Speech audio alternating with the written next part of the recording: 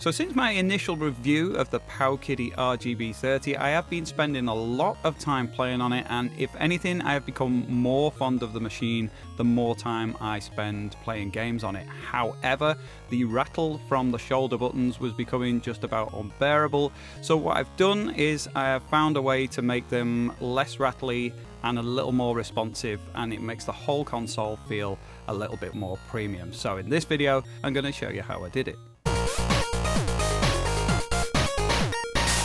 Hi and welcome back to the shed. I'm Joe Bleeps and this is my Powkiddy RGB30 that you'll have seen featured in a recent video from me when I first got it, opened it up, tested it all out, and to be honest, I have been loving this console. A few of my initial misgivings when I first got it were largely because I hadn't really spent the time trying to get the emulators set up and running and organize all my ROMs and so on, but how I've got that running now is just perfect. It's really great. If I open up a particular console, the list of games is all set up correctly as you scroll through. It's got screenshots of the game. You can tailor this to appear however you want. There's so many options, and I've really been enjoying all of that. However, one of the things that was really bothering me was the buttons. The face buttons are a little bit rattly, but they're not too bad. But these shoulder buttons were just awful. Well, they were bearable, but it was bothering me. It made it feel like quite a cheap console, and when you're playing it, the experience, it feels much more premium than the actual price of it suggests. However, those buttons, you could even shake the console and they would rattle, and what you'll notice now is as I'm doing that, it's not nearly as bad. And these buttons in particular, if I put them right near my mic, you'll hear now they're much more clicky. Both the shoulder and the trigger buttons are just sounding way better. So how did I do that? Well, it was kind of by accident. I'd ordered some self-adhesive felt for lining a 3D printed case that I'd made for my Miyoo Mini. That was with my new 3D printer that I've not mentioned on the channel yet, but I got the new Ender 3 V3 SE. They always have these catchy names, don't they? And that has been an amazing printer so far. It's been just what I always imagined 3D printing would be. You set up a file, you press go, it prints it, it works every time. And I've not had a failed print on it yet. It's been fantastic. So I've been printing all sorts of stuff on it, including this case for the Miyoo Mini Plus. And the suggestion of the model, because it wasn't my design, I found it on Thingiverse or Printables. If I remember, I'll leave a link in the description. And that suggests that you line it with felt. So I looked up on Amazon, found some self-adhesive felt, bought a few sheets. So anyway, the first thing I needed to do to investigate the buttons was to actually get the console open. And there's not really any guides on getting it open. There were only 4 screws on the back, crosshead screws. So I thought that should be quite easy. Put the screwdriver in there, got those out. And it felt like that had made no difference at all. I wasn't sure at some point like if it was glued together or what. But some careful working and wiggling with this little metal opening tool got me in there without causing any damage to the plastic. There are, and I wrote this down, there's 2 clips on either side. There's 2 on the top in between where the shoulder buttons are, and there's 4 along the bottom. They lever off best if you get the tool in the gap and then tilt it towards the back, and then it pops them off the front. But either way, I've opened it and closed it quite a number of times now as I was trying to fine tune it and get it just right, and each time it snapped together nice and neatly afterwards, so there's not really too much to worry about. And despite me doing that a number of times with the metal tool, and it's made out of plastic, it's not caused it any damage. Anyway, so what I found is the best method is you pull it apart slightly near the shoulder button, work the tool in at the gap, and then just kind of wiggle it along the edge. And when you feel a little bit more resistance, gently keep going and you'll feel that clip just pop apart. Keep working your way down both sides, then along the bottom and then along the top, and that will just come away.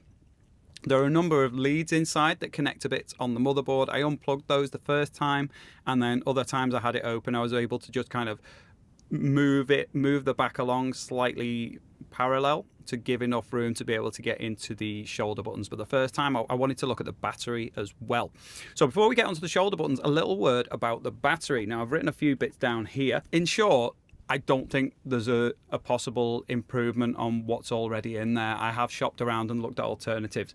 So the battery itself is labelled 2023-0830, which suggests it's the end of August when that was actually made this year. So it's a brand new battery. It's a 3.8 volt battery. So that provides a little more power and should last a bit longer than the common 3.7 volt batteries. And you will find, if you do a bit of searching online like I did, the 3.8 volt batteries are fairly scarce, and there's loads of 3.7 ones. So it does feel like a better quality battery is there. It's rated as 15.58 WH with watt hours, 4,100 milliamp hours MAH.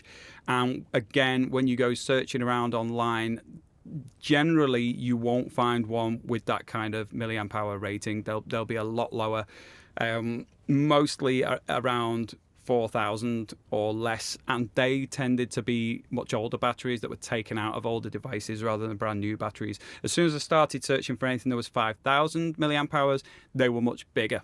An easy way to tell how big a battery is usually by the actual serial number on it. So this one is labeled as 485490, which means it's 4.8 millimeters thick, 54 millimeters wide, 90 millimeters long. And that, as you can see when I'm opening it up and I'm looking there, is a perfect fit for inside the console. It feels like the shape and size of the console has been designed around the shape and size of that battery. You'd only get away with a smaller physical size battery, which will in turn end up with less power. So there's probably someone will figure something out that works a bit better in future, but really in my limited knowledge and in terms of the research I've done, I think that the battery in there is actually a pretty good battery.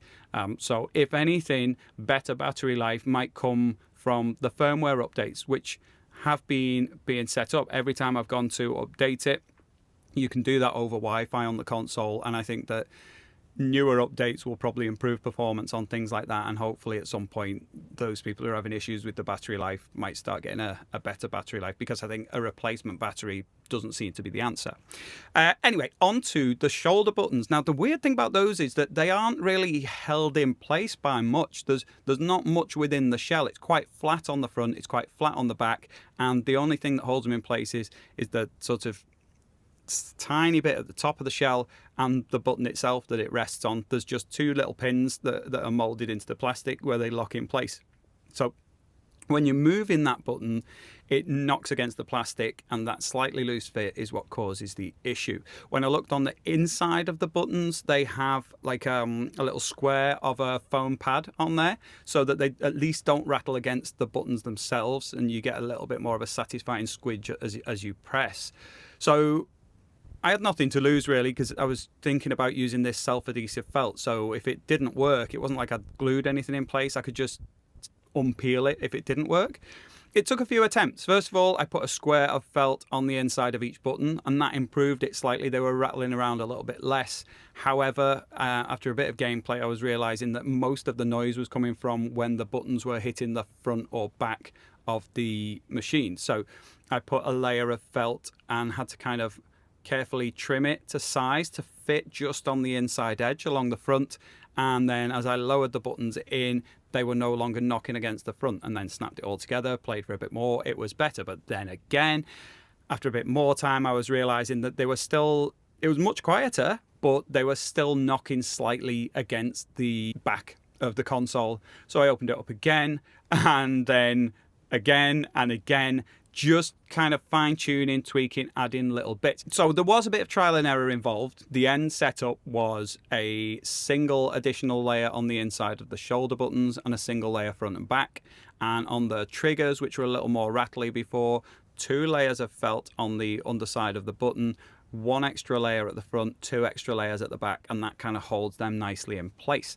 Now, I wasn't sure if that was going to compromise the buttons at all, and there's not, well, I hadn't found a way of testing the buttons other than doing some button remapping. So I just went into one of the consoles arbitrarily, went through the button remapping process just to check that when I pressed R1 and R2 and when I pressed L1 and L2 that they would register, and they responded absolutely fine. If anything, when I first got the console, L1 always felt like a little bit like it wasn't registering properly, and by popping it apart and reassembling it, whatever it was that was an issue before is no longer an issue. The button itself physically is fine. It must have just been some way that the plastic trigger itself was slightly misaligned.